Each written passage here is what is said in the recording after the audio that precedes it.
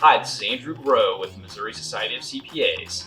This is MOCPA Bar Talk, where we talk about the latest trends, news, and issues that matter to you the most. Let's get started. Hi, welcome. My name is Andrew Groh, here with the MOCPA. I'm here today with Dave Hartley, CPA with Anders CPAs Advisors.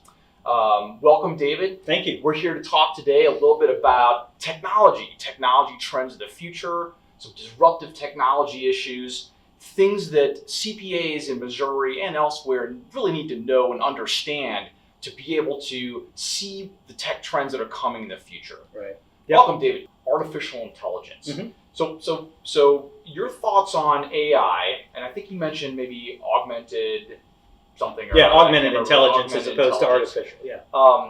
First of all, if we just heard what robotic process automation is, what's the difference between RPA and augmented intelligence? Okay, so RPA is really those basic technologies that we talked about, which is basically the ability to perform a repetitive task that right now a human is performing. AI is really it's related to RPA, but it's different in terms of it's really the ability to take those technologies and now have the technologies to continue to learn and evolve, so that if something changes, when you think of RPA, if something changes and there's a field that moves or something like that, your RPA tool breaks. Can't handle it. Yeah, can't handle it.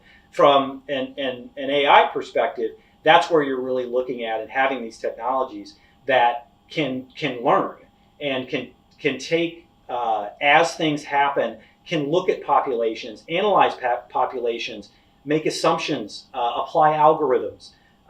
There's things, you can debate whether it's smart or not, but things like smart contracts, where when certain things happen and certain conditions are met, then the technology knows to execute that, to make changes and work on that.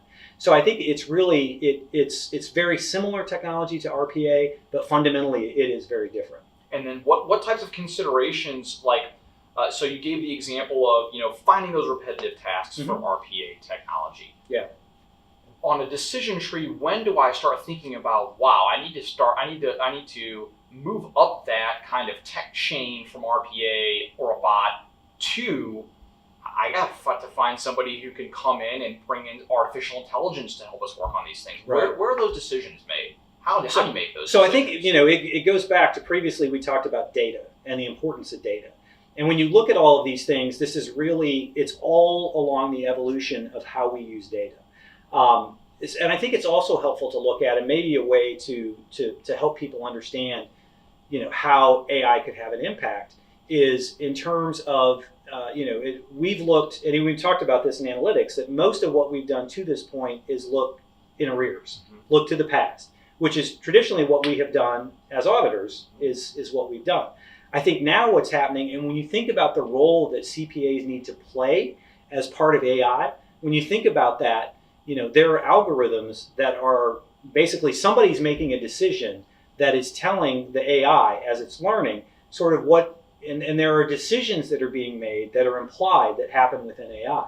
So you think about it from an audit perspective, who is looking at that AI tool and the algorithms that are in it and making sure that that's doing what we think it's doing? Yeah, and if it is making decisions and it's going to go this direction or this direction, how do we know the logic of what's happening within that AI tool is actually happening the way that we think it is?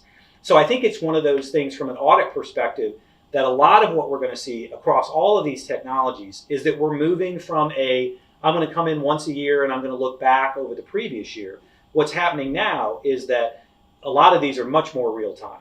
That when you think about as things are happening within AI, I need to understand that algorithm. And if that algorithm changes, I need to understand why it changed and was the change approved. And so there's all the traditional things that CPAs have done, but it's kind of taking our traditional skill set and applying it in a new way that we really haven't before, because the technology's never been there. When we talk about blockchain, that's kind of an extension of that real-time aspect of where CPAs need to be involved as part of that, as part of this technology and how it impacts both our firms and our clients. Thank you for joining us for this edition of MOCPA Bar Talk. If you have any questions or would like to chat a little bit more about the issues that we discussed, just let me know. My contact information is below.